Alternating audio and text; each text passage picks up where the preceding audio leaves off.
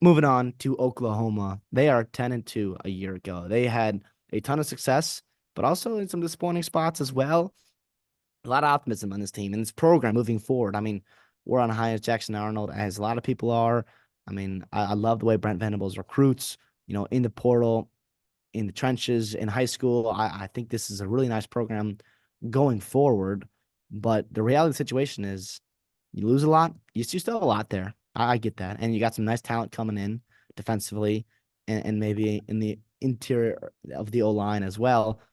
But I don't know, man. This See, I think they schedule get is better. Like, I think they brutal. get better as a team, but like, if you think they're gonna get to 10 wins with this schedule, like, that would be pretty nuts, if you ask me. That would be pretty nuts. This is a Yeah, nutty schedule that they have going on here. They have a nutty schedule. I mean, you play Tennessee, thankfully get that game at home. You gotta go to Auburn, which, by the way, never fun. never fun. Never fun.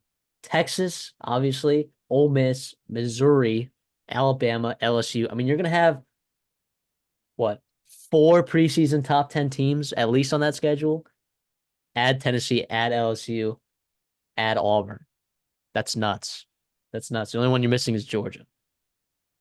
But quite frankly, it's just tough. It's already tough. And then also you're out of conference. Like, yeah, don't do yourself any favors by getting beat up and out of conference with Houston and Tulane, back to back before you get into that Tennessee game there. I don't Yeah, know, two man. head coaches. Sorry, two head coaches that are looking to make a splash in year one. And what better splash to make than Willie Fritz in Houston beating you, John Summerall and Tulane beating Oklahoma, and they're out of conference in September. Yeah. Here's what could happen though, right? You lose Caden Green to the transfer portal. You lose Tyler Guyton. Like, this offensive line is going to be completely different than what it was last year. Completely. Yeah, like, I know that Gavin Sawchuk is really good. I know Jackson Arnold's a good athlete. The wheels could fall from underneath them. Like, if this offensive line is terrible. And we've seen that happen, like, some pretty talented teams in the SEC that just have bad offensive lines and it catches up to them really fast. It happens so fast. Even if you have a couple of injuries too. Like, Oklahoma might have a good starting five, good enough, right? What happens when someone gets hurt? I mean, you saw Tennessee play Florida last year, and they had two guys out that game, and they looked terrible on the up front. Jalen Wright, and probably number two running back on a lot of people's boards, NFL boards, did nothing. Did nothing. You had three good running backs on that roster. Nothing. So we'll see what that offensive line looks like. Defense, you're just hoping that, like, incrementally they can take steps with Brent Venables, and you know that the floor is going to be raised. 41 points per game allowed last year. Uh, they were not very good, I guess, in they were okay in the secondary when now I'm looking at it, but they were just pretty middle of the road. But their offense is what saved them, right? They were just absolutely insanely explosive on that side of the ball. They had a better offensive line. I do think, like, everywhere else they got a lot better though. Like, can you agree with me there? Maybe not defensive line, But you're but still just, bringing in some. I mean, yeah. David Stone's a guy that, I mean, if he's going to be Caden your Woolard.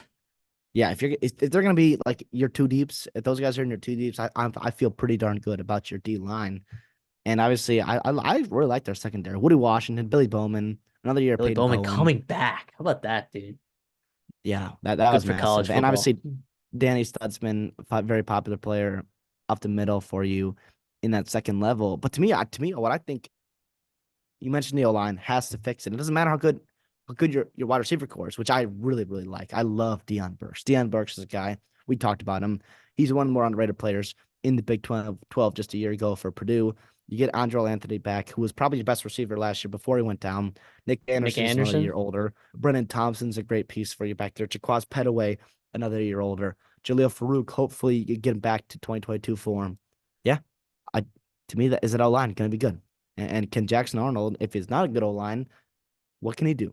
As a new guy, yes, he played a little bit for you last year, but it's going to be different when the bullets are flying and your O line is not helping you, and you got to play at Auburn on the road there. You got to play, like you said, at Ole Miss with that newly vamped D line and everybody working hard, practicing hard there, whatever that means. And obviously at Missouri, right? And at LSU. And LSU's got a damn good defensive coach now with Bo Davis coming over on the D line, Blake Baker as well, coming from Missouri.